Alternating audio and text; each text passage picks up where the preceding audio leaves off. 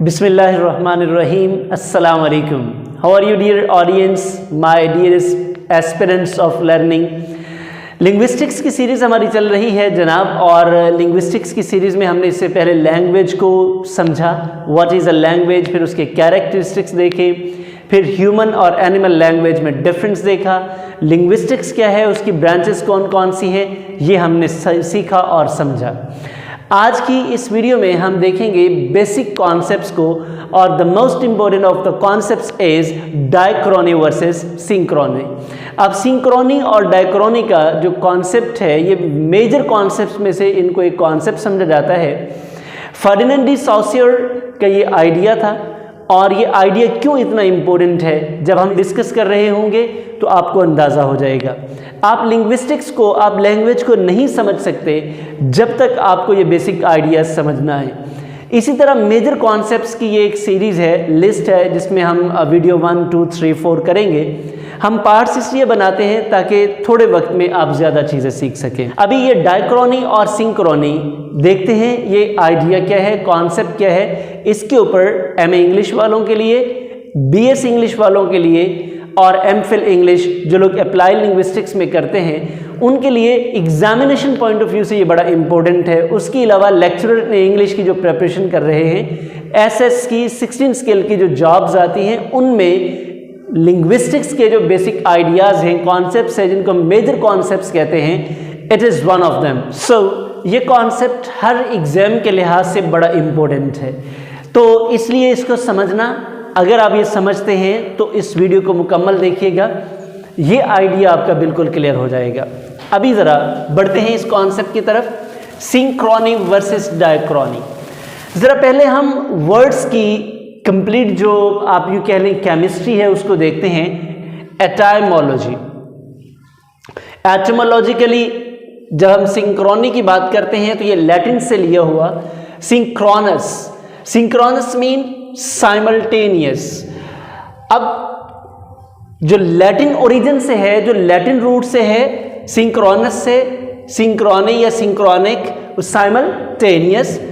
इसी तरह अगर हम बात करें ग्रीक ओरिजिन की तो ये सिंक्रोनस, सिंक्रोनस इधर देख लें, ये स्पेल का डिफरेंस है।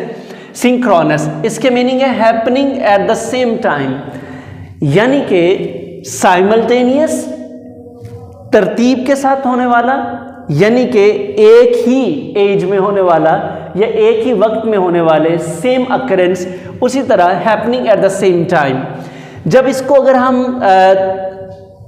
अगर आप इसकी सेग्रीगेशन करें, ये पार्ट्स बना दें, तो सिंक मीन्स टुगेदर, और क्रोनी, क्रोनस ग्रीक्स में मीन्स टाइम। एमसीक्यूज बन गए, आपको पेपर के हवाले से ये काम आएगा। क्रोनस टाइम ग्रीक ओरिजिन, और सिंक्रोनस लैटिन ओरिजिन। मीनिंग इसके क्या है, साइमल्टेनियस। और जब हम ग्रीक ओरिजिन की बात करते हैं तो synchronous, happening at the same time. I think so ये वर्ड आपके लिए क्लियर हो गया, क्योंकि ये हमें हेल्प आउट करेगा जब हम इसकी पूरी अंडरस्टैंडिंग करने जा रहे होंगे, तो हमें ये बेहतर तरीके से मदद करेगा, सपोर्ट करेगा। डायक्रॉनी की अगर हम केमिस्ट्री देखें, यानी कि इसको अगर हम ब्रेकअप करें, डाय, इसी तरह क्रॉनिक। डाय इंग्लिश प्रीफिक्स है, मीनिंग्स हैं थ्रू। क्रोनस जैसे ऊपर हमने अभी पढ़ा था, जैसे मैं पहले बता रहा था आपको कि टाइम है, और टाइम ग्रीक रूट है, मीनिंग्स टाइम। एक्स, आपको याद होगा जब हम लिंग्विस्टिक्स की बात कर रहे थे कि लिंग्वा और एस्टिक्स, एस्टिक्स, एक्स का जो सफिक्स है ये नॉलेज, यानी कि एक सफिक्स है जो बाद में लगाया जाता है और ये शो करता है साइंस या नॉलेज को।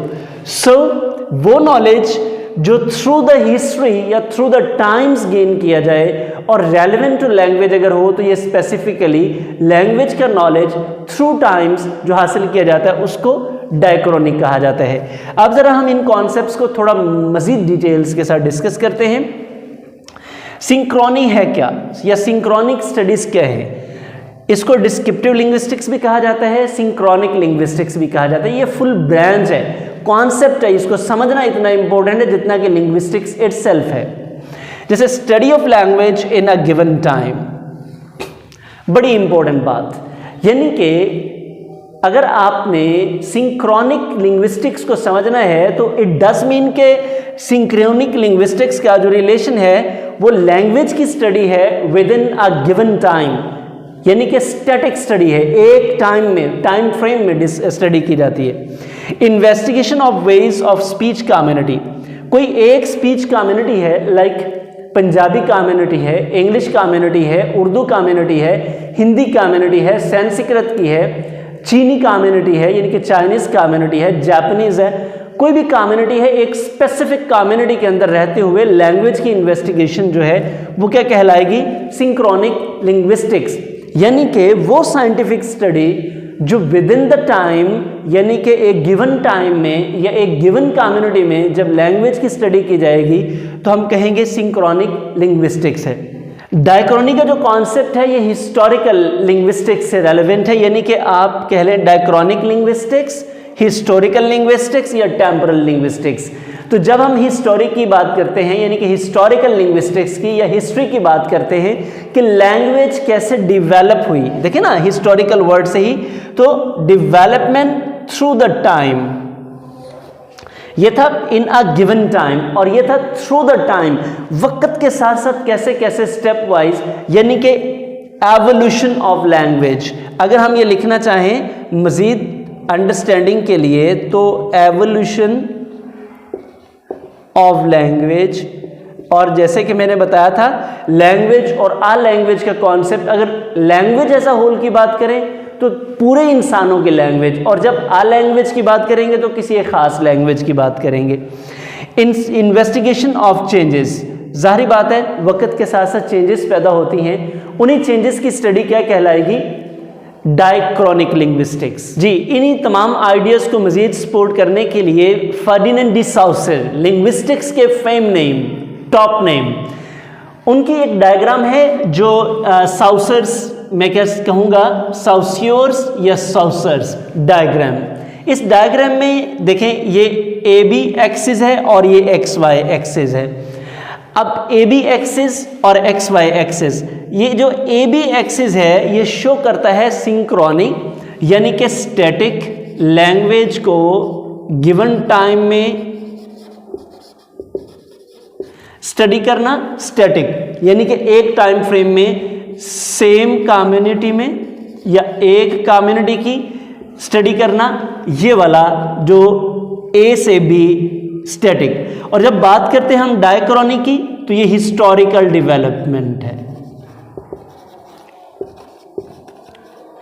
यानी कि आप कह सकते हैं एवोल्यूशन ऑफ लैंग्वेज। तो इसके लिए ये वाला, और जब हम बात करेंगे इसकी तो ये दोनों तरफ से किसी तरफ भी, तो यूजुअली ये ऐसे ही कॉन्सेप्ट है। ये वाला जब हम बात करते हैं हॉरिजॉन्टल तो ये हमारा स्टैटिक और गिवन टाइम में है, या सेम कम्युनिटी का है लैंग्वेज का कॉन्सेप्ट। जब बात करते हैं वर्टिकल की तो ये हिस्टोरिकल है यानी कि हॉरिजॉन्टल। अब मजीद अगर हम कॉन्सेप्ट्स अटैच करें तो अकॉर्डिंग टू डी साउसियर सिंक्रोनिक जो लिंग्विस्टिक्स है ये सिस्टम्स को स्टडी करती है विद इन लैंग्वेज।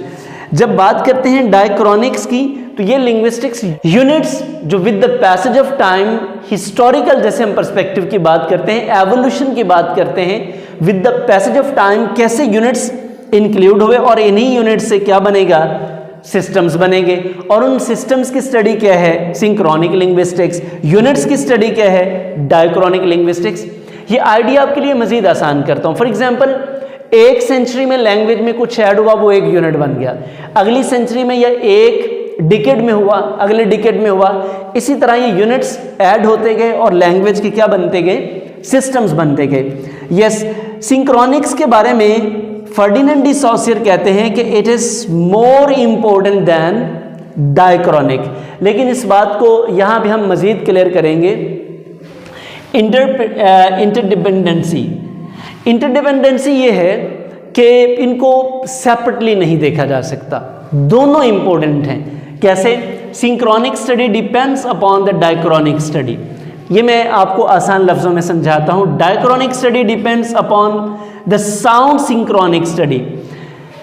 जब तक हमें लैंग्वेज, अगर हम बिलफर्ज सपोज कर लें, आप ये देखना चाह रहे हैं कि 21st सेंचुरी में लैंग्वेज क्या है, इसका यूसेज क्या है, तो definitely we have to understand और look back to the history में लैंग्वेज को कैसे इस्तेमाल किया गया, ये लैंग्वेज कैसे इवॉल्व हुई। फॉर एग्जांपल अगर हम बात कर लें इंग्लिश लैंग्वेज की, तो जैसे हम आपको इंग्लिश हिस्ट्री पढ़ाते हैं, इसी तरह हम आपको ये बताते हैं कि एंग्लो सैक्सन कैसे इंग्लिश की तरफ डेवलप हुए, फिर उनके ऊपर कैसे लैटिन का, कैसे उनके ऊपर जर्मैनिक डायलेक्ट्स का, कैसे उनके ऊपर फ्रेंच डायलेक्ट्स का, और with the passage of time ये इंग्लिश जो आज हमारे पास पॉलिश्ड लैंग्वेज है, ये कैसे पॉलिश हुई। ये जो सारा प्रोसेस मैं आपसे शेयर कर रहा हूँ, ये उसकी एवोल्यूशन है, और आज जो कम्युनिटीज़ में इसका इस्तेमाल है ये सिंक्रोनिक है। तो क्या ये पॉसिबल है कि एक बंदे के पास हिस्टोरिकल नॉलेज ना हो लैंग्वेज का, तो क्या वो करंट स्टडी कर सकता है? आपका भी जवाब होगा नहीं कर सकता। सो सिंक्रोनिक के लिए डायक्रोनिक नॉलेज और डायक्रोनिक के लिए सिंक्रोनिक नॉलेज।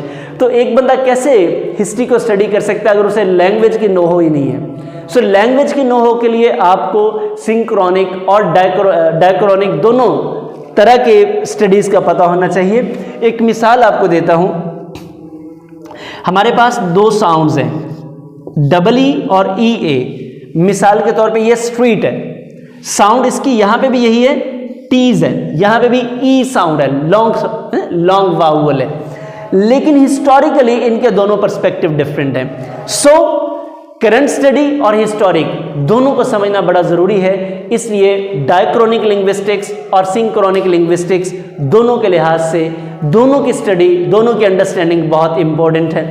ये कॉन्सेप्ट्स हमारे चलते रहेंगे और आप देखते रहिए ताकि आपकी लिंग्विस्टिक्स की जो अंडरस्टैंडिंग है वो मज़ीद बेहतर हो सके।